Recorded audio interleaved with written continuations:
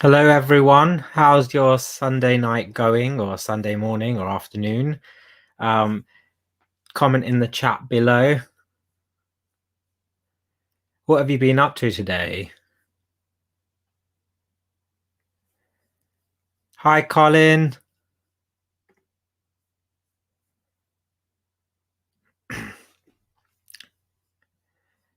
Hi, Fiona. How are you? Hi, Katie. Hi, Dave. Hi, Shona.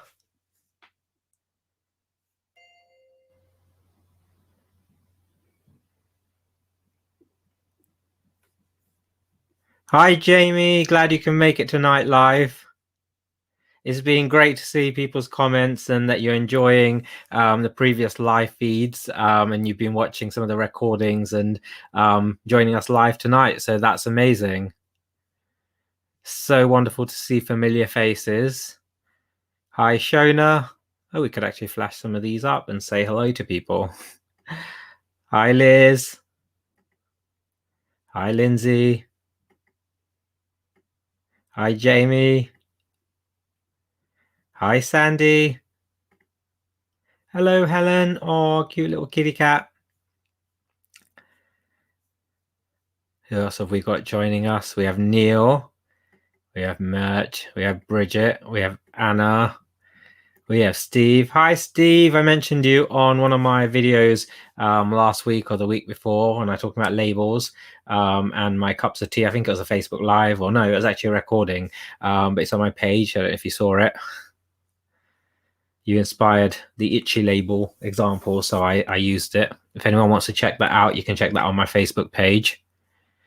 So Jane Fisher says she's been eating lots of cake today, which is amazing. That sounds like a great way to spend a Sunday. Colin has been spending the day with the family for Mother's Day. Yes, happy Mother's Day to all the mothers out there, canine, feline, human. I know I have an amazing mother, very lucky, and happy Mother's Day to everyone. Liz Ford watched your 2020 Clicker Expo presentation. Fine. I hope you enjoyed it, Liz. Hi, Beverly. Oh, we have Joe Hill. Guys, if you haven't seen Joe Hill's training or been on one of Joe's workshops, I would highly recommend it. She is a phenomenal trainer, amazing. And so I can't recommend going to find out more about Joe's work. So definitely look up Joe Hill and go see her work. Go to one of her workshops. It's amazing. Hi, Nathan. Okay, so as we get going, guys, tonight, one of the things just to remind you, if you haven't seen any of the previous live feeds, this one's actually a part 2 from a video we started last week. So if you do want to watch that, you can head over to my Facebook page or my YouTube channel, and you could watch the other episodes. And so we watched a Different Skinner video week 1, week 2 last week. We started this one, and week 3 today. We're going to be watching the rest of this video. So we'll get going with it very soon. Okay, so let's go. So I'm going to kick off from where we left off last week. I will just start the video, make sure you guys can hear everything clearly. And if you can hear, we will go, go, go.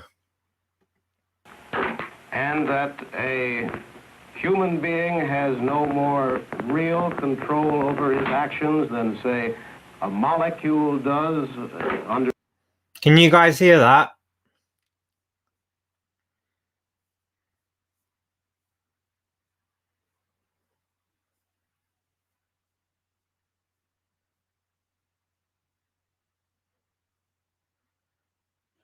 Hi, Mom. My mom's watching.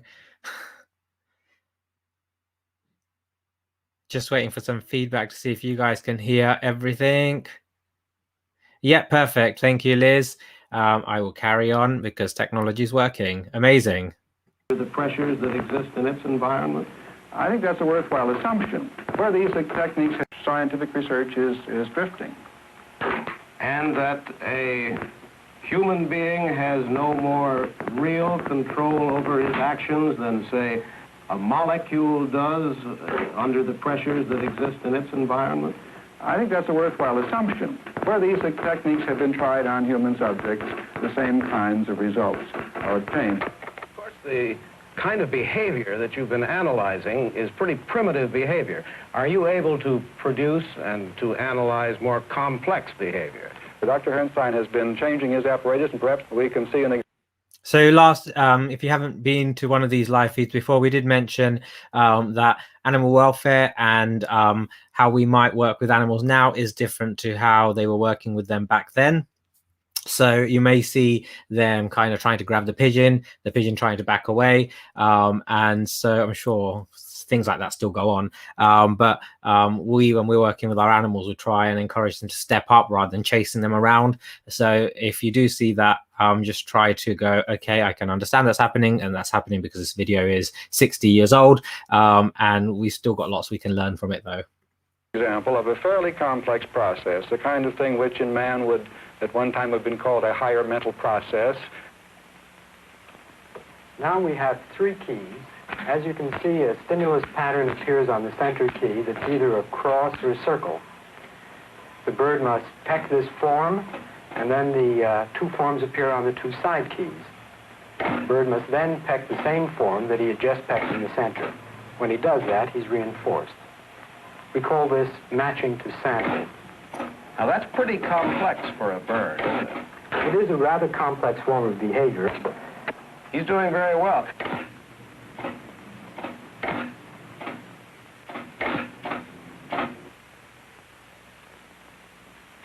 Now, what does this complex behavior on the part of the pigeon teach you about the behavior of humans?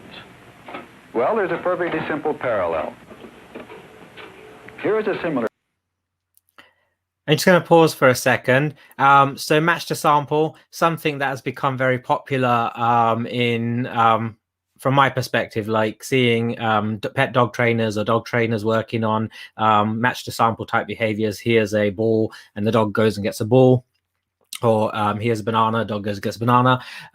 And it's become like, oh, this is the new thing to do, or this is the new kind of training. It's something amazing. But actually, if we look at it, it is great to do and great to practice these skills, to teach certain stimulus control, to teach the animal to understand what certain cues are, and practice from our training perspective as well, like teaching these different skills. But it's not new.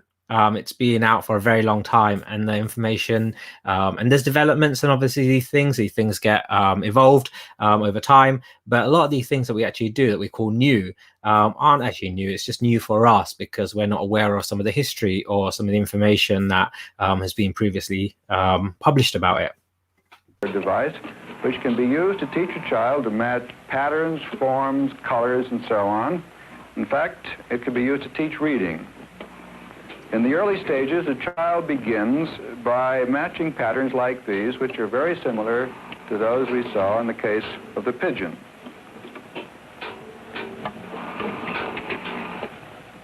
At this point, the child is reinforced simply by operating the machine and moving on to new material. At a later stage, she's matching letters, first simply as geometrical form, but later as genuine letters in the alphabet. So one of the things that Skinner says there is her behavior is reinforced, she's reinforced, I'm saying her behavior is reinforced by moving on, the success, and moving on to the next task. And so you don't have to give her sweets and go, good girl, every single time she does it. And it's interesting to say this because a lot of times when trainers think about, or we think about applying positive reinforcement and operant conditioning principles to working with human behavior, sometimes we bring dog training literally to a table for humans, and sometimes the humans like, don't treat me like a dog, or that's quite punishing, because previously where they've been told or someone said to them, that's good, it's always followed up with a but. So often, that's good, but you're doing this wrong. So as soon as you tell someone that's good, suddenly you see them go, okay, tell me what I've done wrong.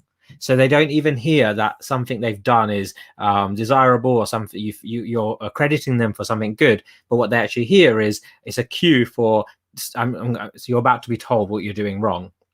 And so we have to be aware of that. And when we're working with people, we want to avoid sort of poo sandwiches, which is saying, that was great, but that's crap.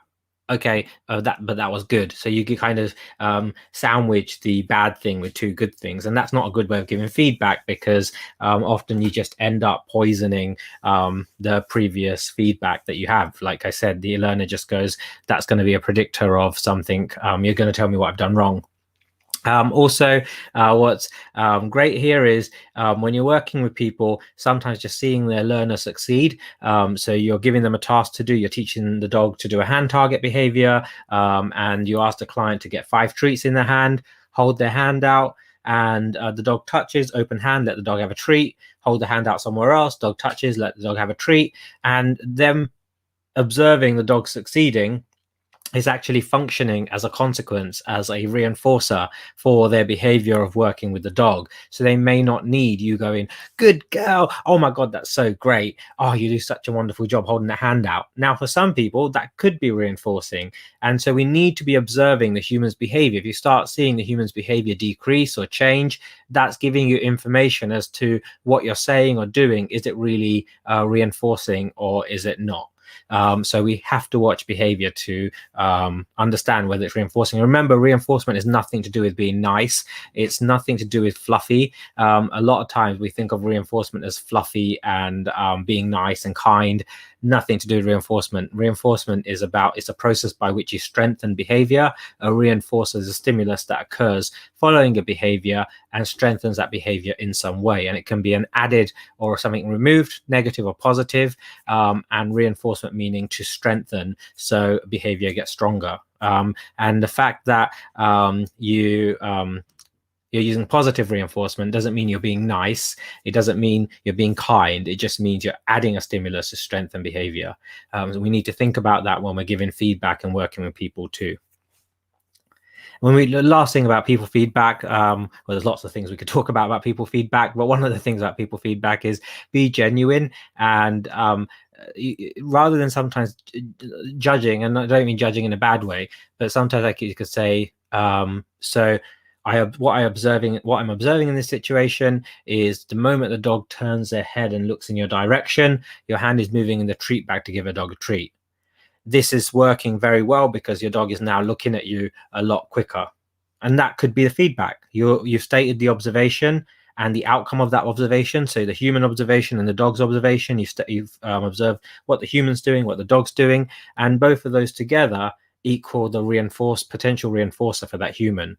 I observe when the dog turns and looks in your direction, your hand goes in your treat bag straight away, and because of that, the dog is looking in your direction a lot quicker. That's all it has to be. And now, if we want to adjust what the client's doing, we don't have to say, but you're doing this bit too late, or you're making the leash go tight when you get the treat. You can just stop at when the dog turns its direction, your hand goes in the bag, you feed the dog looking at you more. That's excellent. Now, what we like to work on next is when the dog turns the head towards you and your hand goes in the treat bag, I'd like you to take the leash hand and place it on your waist. So leash hand to waist when dog looks at you. Now, when the person goes to get a treat, their leash hand is going to relax. So their leash isn't going to be tight anymore. So we're able to coach them and give that feedback without actually saying you're doing this wrong. And then you're able to approximate the level of approximations or criteria that you want to work on with the human from their learning as you go forward. Okay, let's just see if there's any comments before we move on.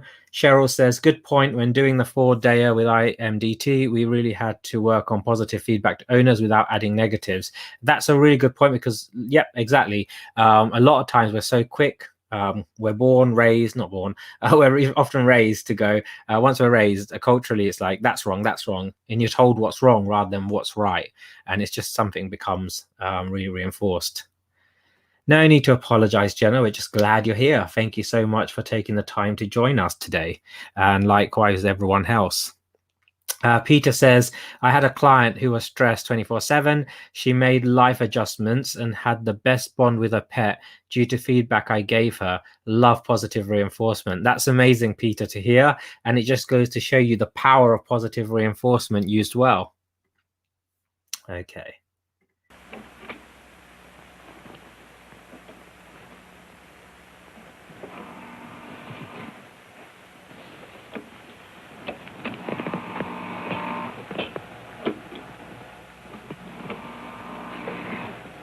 And at a still later stage, she is selecting the word which correctly describes a pictured object.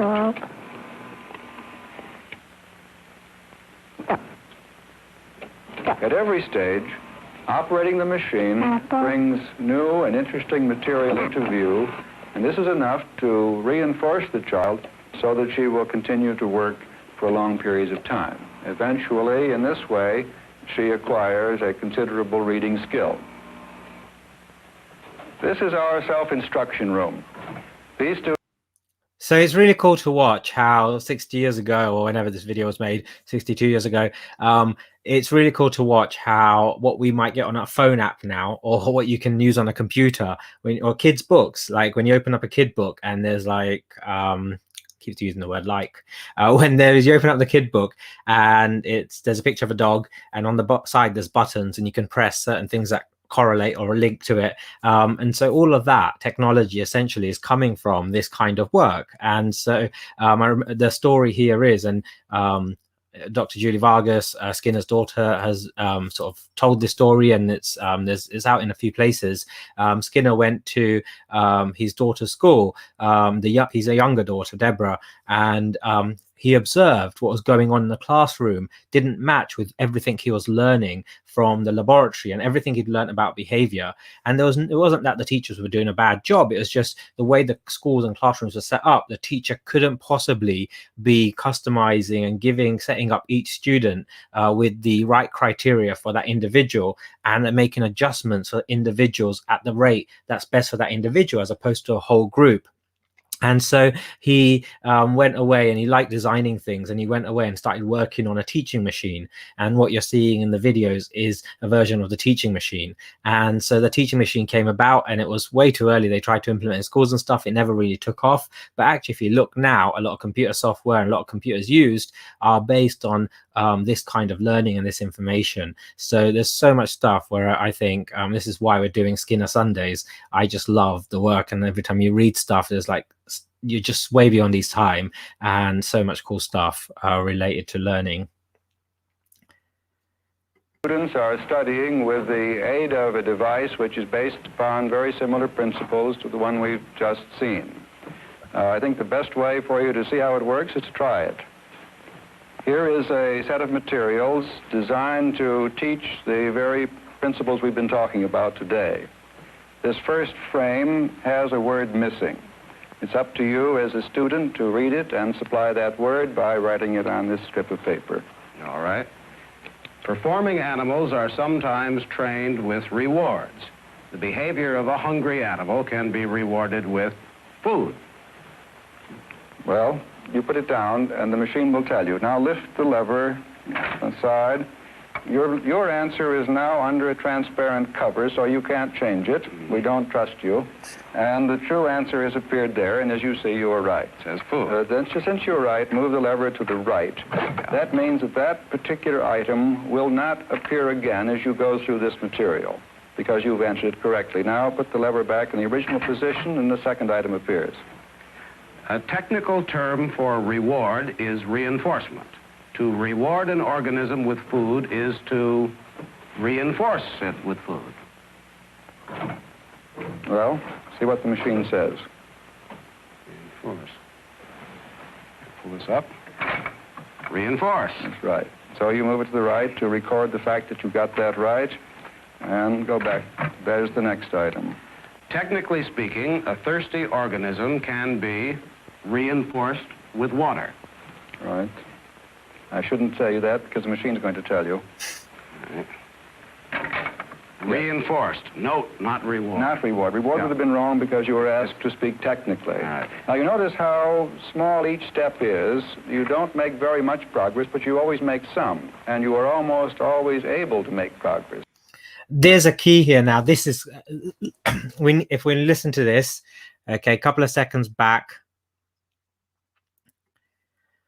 To tell you. Everyone listen. Like Beyonce said, listen, listen. Reinforced. Note, not reward. Not reward. Reward would have been wrong because you were asked to speak technically. Right. Now, you notice how small each step is. Notice how small each step is. So that's, again, when we're shaping behavior with dogs and with our learners, we're looking to make sure our steps are small and successful, successive approximations. You don't make very much progress, but you always make some, and you are almost always able to make progress. So it may not look like you're making massive progress each step, but you're always making progress. So essentially, during the shaping steps, you're climbing up the steps and you're making progress. The student does not study before he comes to the machine. The machine teaches him the whole story, and each step is so small that he is almost invariably right, even though this is unfamiliar material. Now, is this? So that's really cool. So each step, the student is pretty much right. And so again, we've talked about this idea that learning is about trial and success rather than trial and error, because every time you engage in a response and there's a reinforcer, that response gets stronger and you get more behavior. Whereas if you try a behavior and there's no reinforcer, it's an error, then you don't get more behavior. And the point of it is we're trying to teach behaviors, trying to teach the learner to do something. Now you might be saying, but what if I want my learner to stop doing something? Well, if the animal stops doing something, technically they're doing something else. So rather than focusing on what you want them to stop doing, let's focus on what we want them to do instead. So rather than jumping at the dinner table, we're focusing on teaching run to mat or go to mat or lie on mat or go to sofa or do one of those other behaviors. So if we focus on that, we can't have a dog moving to the mat and jumping on the dinner table at the same time. As effective as reading a text or listening to, say, Dr. Skinner give a lecture? Well, it's much more efficient, I'm sorry to say, than the latter, and I think also than the former. The student, we're studying with a text. He has to read. He doesn't know whether he knows it yet or not. He's looking forward to that hour test a month away. And the only reinforcement he gets from this is something which is very far in the future. With this, he knows immediately whether he's right or not. And our students report that they do this with no feeling of effort. They don't need to force themselves to study. And they retain, as far as we know, even better than in the other type. And the saving in time is very great. I don't have figures to support this, but I would risk the statement that with this type of arrangement of material, you can learn the same amount in about half the time with half the effort. Now, this is a good deal farther advanced than what the pigeon was doing, isn't Yes, it certainly is. This is verbal behavior, and the analysis of verbal behavior in these terms is quite complex, I'll admit. So often, again, like Skinner's work wasn't just about pigeons and laboratories and rats. There's a huge wide range of data from Skinner's work, but also from lots of scientists and behavior analysts since then in wide range of species, wide range of situations, practical, useful day-to-day information. So there's a lot of information we have here that we can use to improve the lives of so many learners. Yeah, this idea that this stuff is out of date, it's so in date. It was in date. It was like so in date previously that it was too much for the time back then. But we need to realize how useful this information is. And it's being realized because people are using it to improve the lives of kids and animals and so many human beings. However, there are certain elements of similarity. We do insist upon quick reinforcement. We insist upon the slow development of new forms of response so that each step can be taken and is then reinforced. Reinforced by my feeling of pleasure, of accomplishment that I've got it right. Well, I wouldn't allow myself to say it just that way, but you are reinforced by your success, and I think it's a very gratifying characteristic of human behavior that success is itself reinforcing. So there's like slightly little nuances in wording, and we've talked about this previously in, I think, in other episodes or in the beginning of this episode, but this is an example of that. So let's just listen. Slow development of new forms of response so that each step can be taken and is then reinforced. Reinforced by my feeling of pleasure, of accomplishment that I've got it right.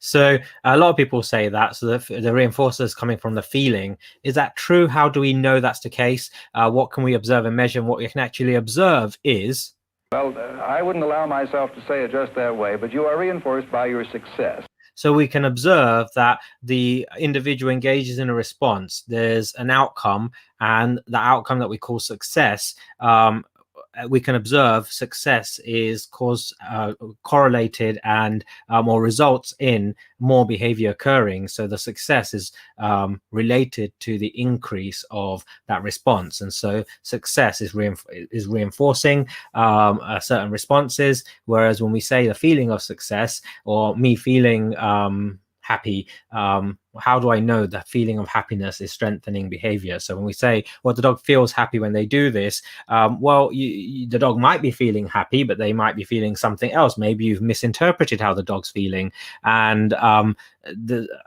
we sometimes would interpret our perceptions change based on our mood and lots of other things. So if we've had a bad day, we might see the same response in our dog and interpret that slightly more negatively. Or if we've had a really good day, we might see the same response and interpret it more positively. So again, by looking at what behavior is occurring, what the outcome is, and going, well, what I observe is this outcome changes and this behavior gets stronger or weaker. There's a relationship here, and we talk about that relationship. What's going on inside? We can make inferences and interpretations if we like to, but it's still a guess, and you don't really need to really know in order to change behavior, because you've got all that information from the outside that's giving you solid data that allows you to make these changes. So we've got a few comments here. Let's have a look. So Peter says, absolutely, any response is rewarded regardless of how little it is. And again, when we talk about little or big, we have to remember that when I say, oh, that was a little response, that little is little for me. But what I consider little might be huge for my learner. And I don't know what's going on inside for my learner. And if inside there's lots of things going, the animal has to be working through in the external environment, the internal environment, the animal's working through lots of things. For the animal, that might have been a massive step. So again, when we use these words, we need to think about, and I'm not saying that Peter's saying it in this way, or just like Skinner talks about it, like the small steps, they might be little, or I might say a little or big step. But when we talk about these little or big steps, we always have to think about how could it be for that learner, and not think little is bad or big is good. It depends on what you're talking about, but let's not go there. Yeah, let's so you focus on for the learner, that small thing might be a massive thing. Okay. Laura says, as someone with 2 labs, I love place instead of pace, the table like a shark. I like that. Pace instead of place. No, place instead of pace. Katie says, quote of the month, trial and success, with a nice little smiley face. Loving it. Hi, Anna. Anna says, it's so fascinating to read and or hear about old studies. Watching it with you and hearing your great comments is even more reinforcing. Thanks, Chirag.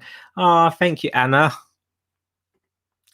You are reinforced by your success. Love it. I know this is like getting all our quotes for Twitter and Instagram and Facebook just by listening to one video. You can get like weeks worth of quotes to post every day.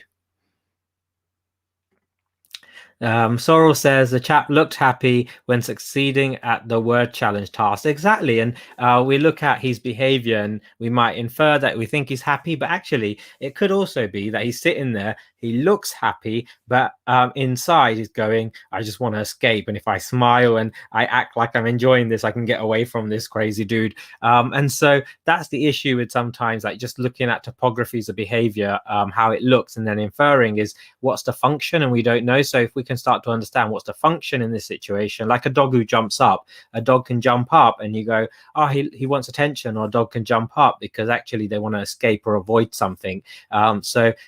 We've always need to look at what the function of the behavior is, because you can look happy, but actually inside you want to get away from something. And that's why I think we need to be really good at focusing on what are the observables, what's going on, and rather than jumping to inferences, get the data. And when you hear people like, I think this is why it's so important to go, actually, is it positive or negative reinforcement?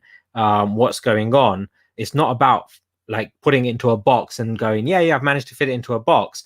it's about real life, and I think it's about ethics. It's about doing a good job at analysis. If you can analyze behavior and go, behavior strengthening or weakening, is it punishment, reinforcement, is it positive or negative, that's going to give you information as to why the behavior is occurring, the function, and it's going to tell you that the behavior is functioning to remove a stimulus, or the behavior is maintained by the addition of a stimulus, and the animal's either trying to move away from something or move towards something.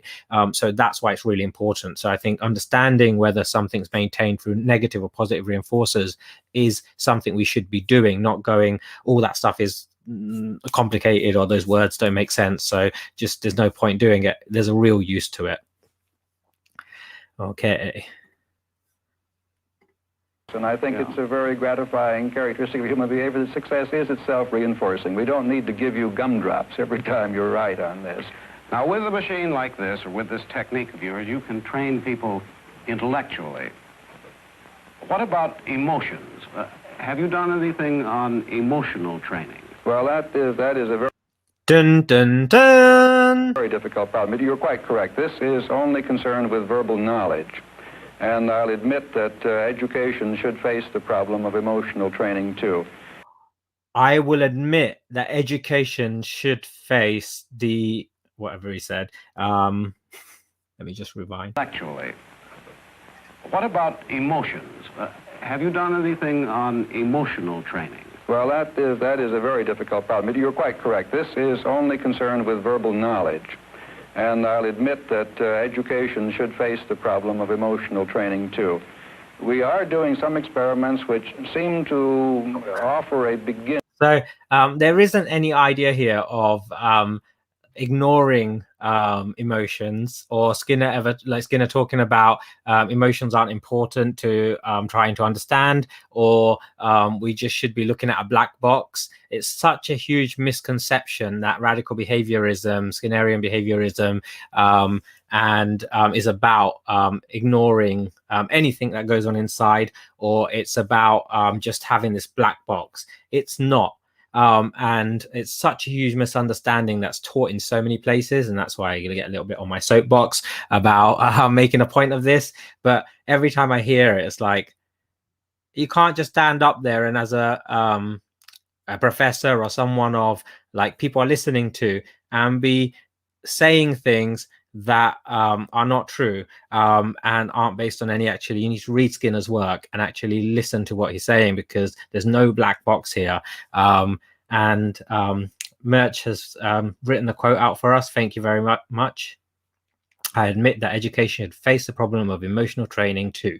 And so Skinner looked at trying to understand emotions, and so looking at it from the behavior perspective. Other fields would look at it from slightly different perspectives. So here we get to see some of the early work.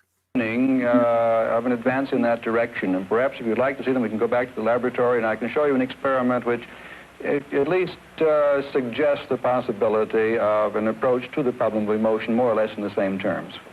So it was more about finding ways to study internal things that we describe that we can't see, but trying to study them objectively, trying to understand them and look at them rather than just going, well, we can't study it, so it doesn't exist, but actually looking for a way to study it. And that's why radical behaviorism was radical. Skinner's philosophy, radical behaviorism is the philosophy of Skinner's science.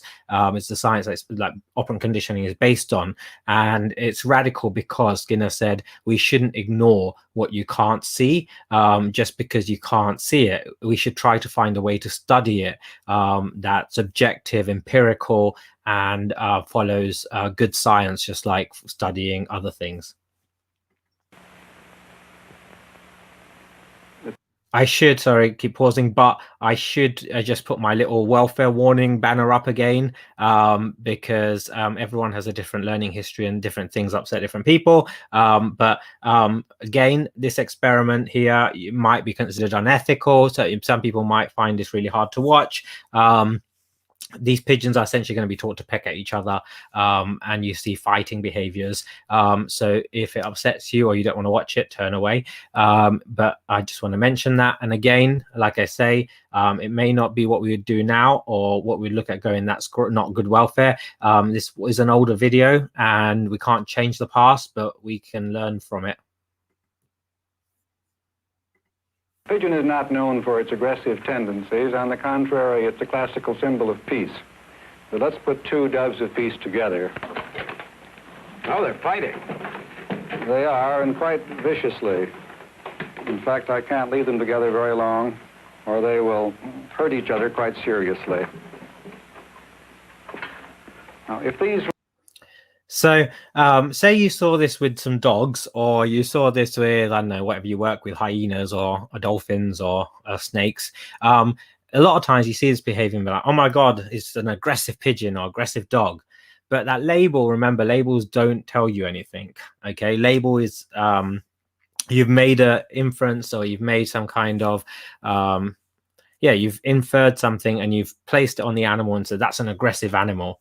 But is this pigeon aggressive? Is it because of DNA? Is it because of their biology? Is it because of learning? It doesn't tell you. And it doesn't also tell you the function of the behavior. So just saying the pigeon's aggressive doesn't tell you what the pigeon's getting out of it. Is a pigeon actually accessing positive reinforcers and the behavior is maintained through positive reinforcers, or is the behavior maintained through negative reinforcers? So by that is a removal of something is reinforcing. So if I peck and I fight, the other animal disappears, and the removal of the other animal and you get the space is negatively reinforcing fighting when you see the other dog. Or it could be you're with a dog and the dog's lunging at the end of the lead, barking, and you say sit, give the dog a treat, potentially could have positively reinforced lunging and growling behaviors. And so labels don't tell you. And so let's look at this a bit more and then come back to the examples that I just used. If there were two boys in a street gang, this would be a social problem, and many kinds of answers would be proposed to it. If you assume that this is some basic physiological pattern of aggression which has to be treated as such, the solutions are very difficult. Therapy would be a very extensive sort of treatment. However, these birds were not always aggressive. In fact, at one time they were quite peaceful. What happened to make them aggressive, I can show you by putting in another bird to exhibit a kind of reinforcement of aggression which produced the results you've just seen. Now this pigeon, when the green light is on, as you see on the word on the wall, this bird is occasionally reinforced for attacking the other. Meanwhile, you see this bird is protesting peacefully. The aggressor is aggressing because of what he gets out of it.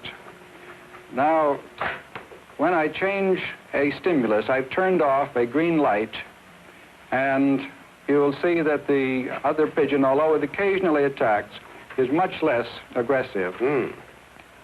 Now I turn the light back to green again, it will fight in order to be paid off. Now, why is that, Dr. Skinner? Well, it's just like the experiment in discrimination we saw earlier.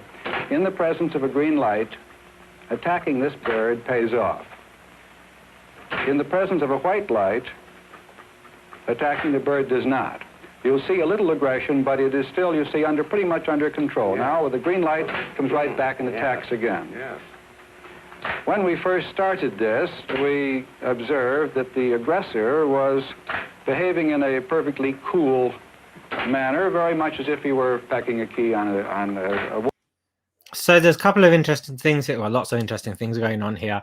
So take the example of what you saw earlier in the video today, or I think it was last week or today, where the pigeon is pecking shapes or dots on in a Skinner box.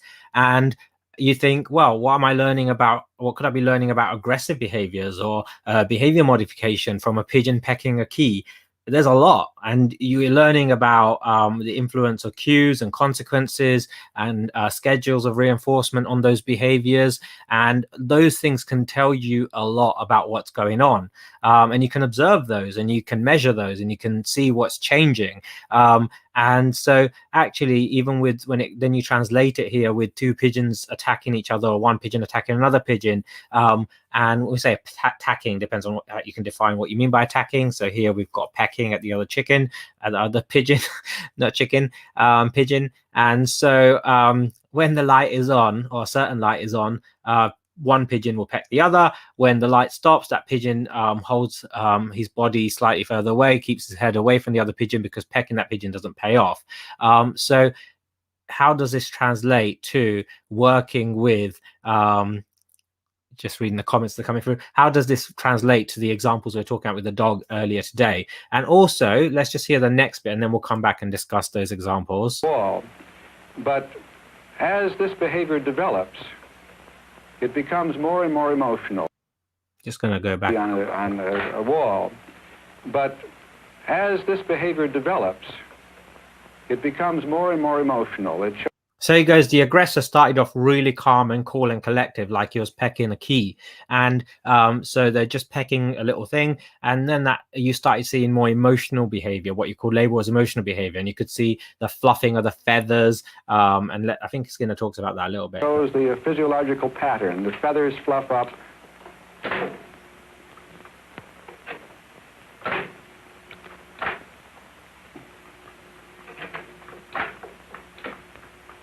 Do you suspect that human...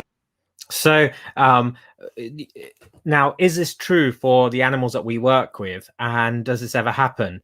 I would say yes. A lot of time, well, most of the time, nearly every time, we're working with a dog, and there's lots of things going on. But you get a dog who's barking and lunging at another dog. Now, maybe that dog started off as that other pigeon in this example. Let's see if we can go back here. So this pigeon here, the one that is being attacked. You might have a dog in the park who attacks another dog, or a bad thing happens, or a human comes and does something, and initially this dog retaliates, or this dog sort of backs away and looks away or tries to move away. There might be nowhere for them to go, and then over time they learn that if they peck back, then suddenly there's an outcome. Potentially they start to growl or lunge back, and they're separated, or the other dog moves away. So you can actually start getting the animal who was being aggressed on becoming the animal that starts to aggress.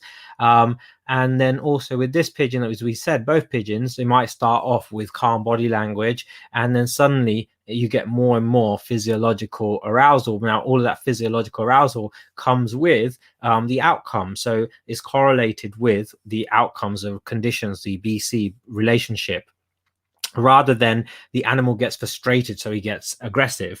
Can't really see that. And how do you know that's true? But what you can observe is the animal engages in a certain response and something pays off, or the animal does this and this pays off. And as those things are happening, the animal's feeling certain emotions and certain feelings. So the animal could be feeling anxious or frustrated or whatever it is. But is the frustration causing the aggression, or actually is it that the outcome, so I see an animal, I'm at the end of the leash, I can't get to them, I try to get to them, and I'm not able to get to them, and then I feel frustrated. But you also get that frustrated behaviors, all the frustrated behaviors that occur with it. And so I think it's really useful to look at what's, like I say, what's happening in the environment, what's happening with the behavior, and you can start looking at schedules, start looking at cues, and what are the consequences. So with the dog, if they're lunging at the end of a lead and you're saying sit, treat. Now, if you've taught the cue sit with positive reinforcement, so you've taught the dog,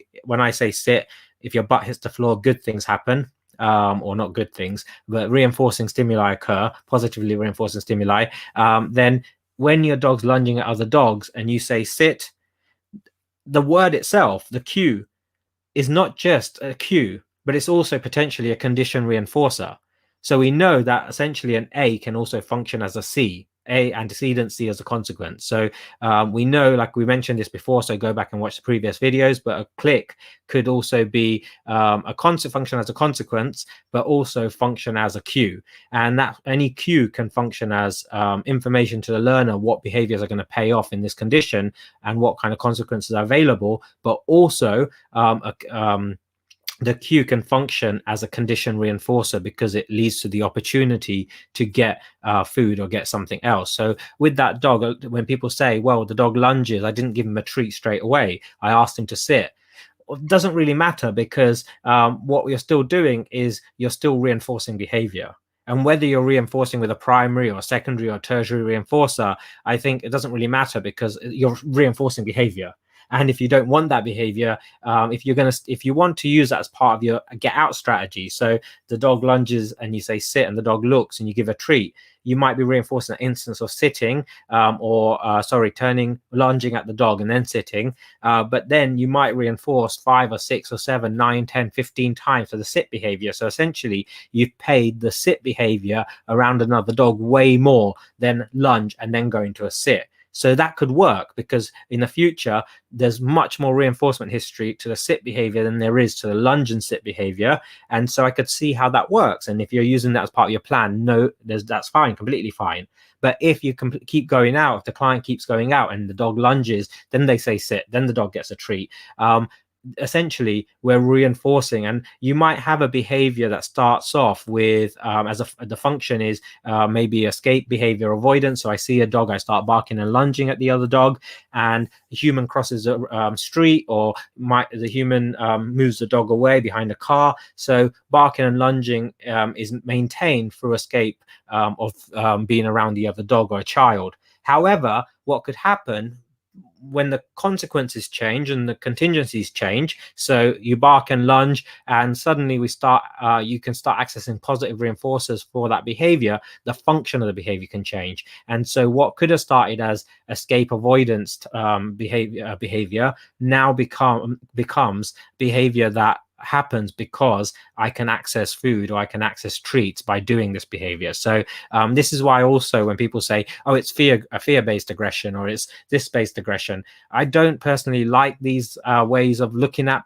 behavior, because what fear-based or doesn't tell you why the dog's doing it. You're assuming it's fear-based, but actually are you accounting, what are you assuming is fear-based now, right in this moment, or is that what happened like 10 years ago when the dog got attacked by another dog, and over those 10 years or even over the 6 months or 6 weeks, the function of the behavior could have changed, and probably has changed based on the current contingencies in the environment. So yes, the dog might have been attacked by another dog, and that's good information to have, but actually what is the reason the behavior is happening now is important, not why it happened 10 years ago. And I think sometimes in behavior counselling we can end up going way too far and focusing too much on history when the history is not actually that important. What's important is looking at the current conditions of what's going on. Not saying it's irrelevant, but I think we need to start learn a bit about the history, understand it, but focus on what's going on currently as well.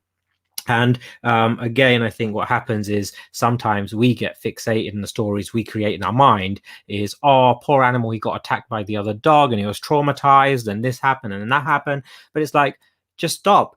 Let's stop that. It's fine. Okay, we can feel sorry for the dog. There's a time to do that. But right in this moment, the dog's barking and lunging, not because he's traumatized, but because there's current contingencies maintaining this behavior. And what we want to do is, if you can understand those contingencies, you can start to change them. That what I mean by contingency is, if this, then that, then there's an outcome. So your ABC, under this condition, if you do this, there's this outcome. What outcomes are maintaining the behavior now? And by understanding those and changing those, you'll change behavior, but also change internal behavior, thinking behavior, and how the animal feels. And so it comes back to that quote that Skinner said, I think in the first episode that we analyzed, that you go to a dentist because of a pain in your tooth, but the dentist doesn't treat the pain, they treat the tooth, they treat the environment, and the pain disappears as well. And so here, rather than treating the frustration or the fear, we're treating the environment, changing the environment, and the animal's emotional response will change too. Hope that all makes sense. Kind of get a bit of passion speaking. in the presence of a white light, attacking the bird does not. You'll see a little aggression, but it is still, you see, pretty much under control. Now, with the green light, comes right back and attacks again. Yes. When we first started this, we observed that the aggressor was behaving in a perfectly cool manner, very much as if he were pecking a key on a wall. But I think you can see that they are both as I think.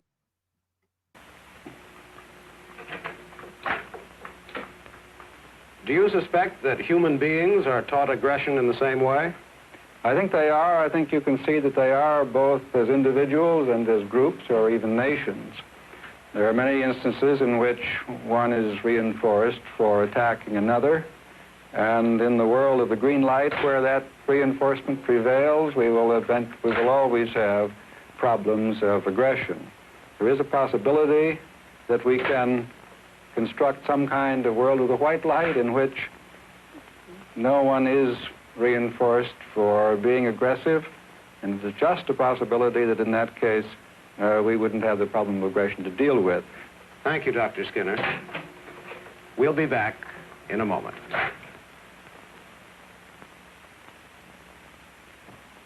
Today we've shown how the behavior of a simple pigeon can help science understand the complex behavior of man. The fictions that we invent to explain nature are much more flattering than the truth. Nobody liked it when the Copernican system elbowed man out of the center of the universe, or when Darwin showed that embarrassing link to the lower animals. And now we're being told that all our actions are determined by our environment. Some scientists, more laymen, disagree. But to the extent that this is true, this new knowledge should make it possible for man to raise himself to new heights of kindness, intelligence, and happiness. This is Charles Collingwood.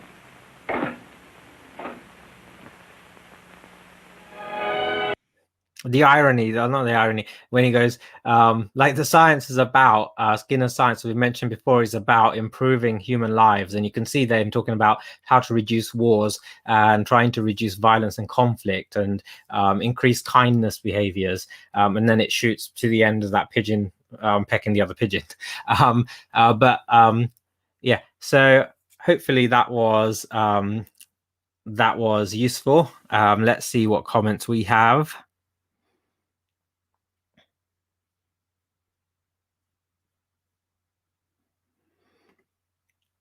Cheryl says, well, that is impressive, though. Not what the pigeon is actually doing, but to the other pigeon, but how it is because of the green light. Exactly, Cheryl. So in terms of understanding how cues, and we think of cues sometimes in training as saying sit or saying down, but hand going in pocket, seeing the other dog appear, crossing the road, all of these can function as cues. So when we understand how the underneath SDs and discriminative stimuli and cues, we start to go, oh, I understand, okay, this is how things are fitting together. And when that's how they fit together, we start to go, oh, okay, so with this separation related problem or with this aggressive behavior, we don't have to go to a different level of analysis or a different model, because this model that we use to go, how do we solve jumping up, or how do we teach a dog to sit, use the same science to look at why is a dog attacking the other dog? Why is a dog howling and barking or peeing or trying to jump out of a window when someone leaves the room or someone leaves the house? So there's really nothing different about separation. Related behaviors are still operant and classical behaviors. And so you can still use the same science by understanding what, like I say, what antecedents, what consequences, what schedules of reinforcement are occurring, can give you lots of information. And yes, you'll see emotional behaviors. You'll see those things like the pigeon, the fluff up, but it's fluffing up what we need to be looking at, or actually by understanding what's happening, who pecks what's the outcome, the physiological side of things are going along with it. So I think there's a lot of useful information. Alexis said, missed the first bit, but Alexis, don't worry, because this is recorded, so hopefully you'll be able to watch it later on Facebook and YouTube. Hi, Claire. How are you? So Claire says, this comes back to the quote in the counselling video. Yep, exactly, Claire. The video we analysed when we did our first Skinner Sunday. And you said the counsellor's role is not to change the feeling, but to change what is felt. And if that doesn't make sense for you, or you're going, oh, what change the feeling? What's felt? What's the difference? I'd recommend going back and watching episode 1, because we actually discussed that in a little bit more detail. The embarrassing link to lower animals. Yeah, we're learning so much about what we call intelligence, or like with fish and different organisms, and rather than looking at them as lower or as stupid, every, like Einstein's quote, if you judge a fish by its ability to climb a tree, it always believe it's stupid, or something along those lines. And it's exactly that. Again, what's the animal evolved for? Certain individuals can do certain behaviors that others can't physically do. And so if we look at intelligence in one way, it's not going to be useful, is it? Katie Robertson says, it's great to see this video broken down and explained. Thank you. Francis says, how can we be sure that the reinforcer we choose to use is reinforcing only by the behavior outcome?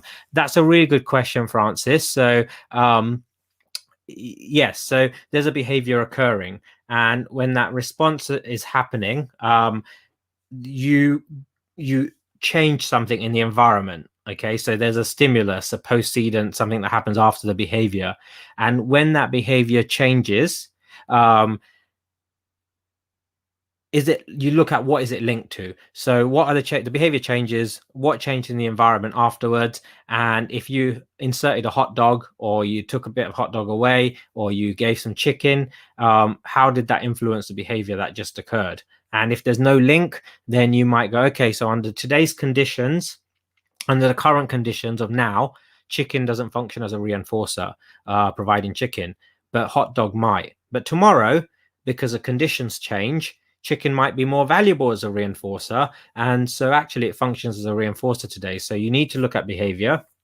And the science that we're talking about is about behavior. So a lot of other psychologies or sciences are about interpreting behavior. So you look at behavior and you go, oh, because he's doing this, he's feeling like this. Or because he's doing this, it means like he had some dreams about his mom or dad or something. And but in behavior analysis, we don't do that. What you're looking at is you're using behavior as the thing of interest. So the dog is growling, and I'm not trying to understand the dog is growling because the dog is feeling like this, that, the other. What I'm trying to study is growling as the behavior. So dog is growling. What does growling look like? And understand frequency, rate, understand latency, duration, understand like numbers around that growling, understand what's happening, that growling behavior, and then also look at the relation of the consequences and the antecedents to that growling. So growling, under what conditions? So when there's another dog present, when there's not another dog present, how does that change growling? And then also what happens after growling? Other dog crosses the road, or you give this dog a treat, or 2 or 3 different things happen, and that tells us what changes. Then you observe the growling behavior, and if the growling behavior changes, you get more of it, less of it, it gets quicker, shorter. Then all of that tells us there's a link between the outcome and the behavior. So essentially you're using the behavior as the guide to what's reinforcing or what's not. And until then, you could say the word reward. So I rewarded the dog, but you don't know whether that's reinforcing behavior or reinforcing behavior until you've actually observed future occurrences of that behavior and seen a change. So there was a shorter way of saying that, but I went around the long way. Hi, Liz. Very cute little dog between your legs. Liz says, Chirag, thank you for doing this. It's fascinating, and I could listen to you break this stuff down every day. Much gratitude. Thank you very much, Liz. Christine says, I worked within a secondary school for 10 years managing computer systems such as Lexa and success marker systems designed to differentiate and deliver achievable targets, helping every child feel capable and proud in their accomplishments made my work joyful. That's amazing. And you've got a very cute little puppy there as well. So I think that's such a great thing. And you can see how the science and Skinner's work has impacted widely in so many different fields. Something we should all celebrate. So hashtag thank you, Skinner. Hi, Zara. How are you? Zara's a fantastic trainer. Zara says, very useful science to understand, reinforcers of dogs' reactivity. Great to see this footage explained and discussed. Nikki is another amazing trainer, guys. Hi, Nikki, how are you? Nikki used to train sea lions and a lot of other animals. That was a great way to spend my Sunday evening. Loved it. I'll need to go and look up other episodes of Skinner Sunday now. Thank you, Chirag. It's amazing. Thank you for joining us, Nikki. And Anna says, I love your passion talking. Perfect. So do you guys have any other comments, questions, or confessions? I will take confessions. I will take comments. If you're leaving us now, then we will be back next week, I think. Let me just check my diary and make sure I'm available next week. I am indeed. So next week we will be celebrating BF Skinner's birthday, which is on the Saturday, the 20th. So have your drink with you. Could be a margarita, could be a gin, could be water, it could be Ribena, whatever floats your boat. You can have cake if you like. So bring along a little cake with a candle. So we shall do another episode and we shall analyze another video and talk about it. So yeah. We'll see you guys next week.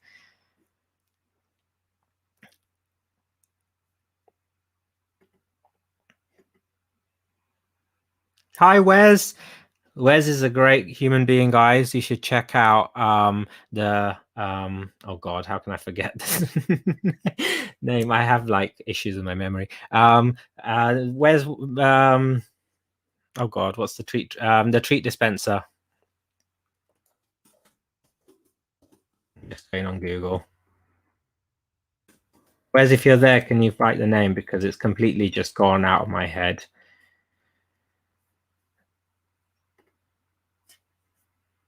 Amazing treat dispenser. It's like the Manners Minder, but it's not the Manners Minder. It's Pet Tutor. Check out Pet Tutor, guys. Thank you, Martha. Thank you, Wes. So Pet Tutor, amazing electronic feeder. I've used it with monkeys. I used it with dogs. It's really reliable, and you can do so much with it. You can put it into a Kong wobbler, and as the dog knocks over the Kong wobbler, the remote control of the feeding device switches on the feeding device, and food falls out somewhere else. And so you can have so much fun with it, and you can help using it as part of enrichment and training strategies and behavior modification strategies, actually. So I highly recommend checking out the Pet Tutor. Mert says, this has been great. Thank you, Chirag. Any chance of a nosy at your bookshelf? Recommended. It's probably not a very useful bookshelf, because this is my old bedroom at my parents' house, and there's a lot of old stuff there from about 17 years ago plus, and most of the stuff I generally tend to use is still at my house, and I'm just at my parents' house and my house got flooded. But yes, there's probably not going to be much use to you guys. Might be interesting, but probably not very useful. Thank you, Joe. Remember to check out Joe Hill, guys. Hi, it's my little friend. Hi, Julie. Hi, Jenna. See you next week. Hi, Deborah. Bye, Beverly. Bye, Cheryl. Bye, Claire. Angie says, oh, Angie, you've got some very cute little Malinois. Angie says, I just discovered you and your channel. Great information. Thank you. You are welcome. Oh, it's my, I love that picture. Hi, Helen. Fiona says, not only do I get to share my birthday with two of my dogs, I also get to share it with Skinner. Ah, Fiona, we should celebrate your birthday next week as well. So Skinner's, your dogs, and Fiona's birthday next week. Bye, Neil. Bye, Kirsten. Bye, Bridget. Bye, Sorrel. Bye, Francis. You're more than welcome. Thank you for joining us.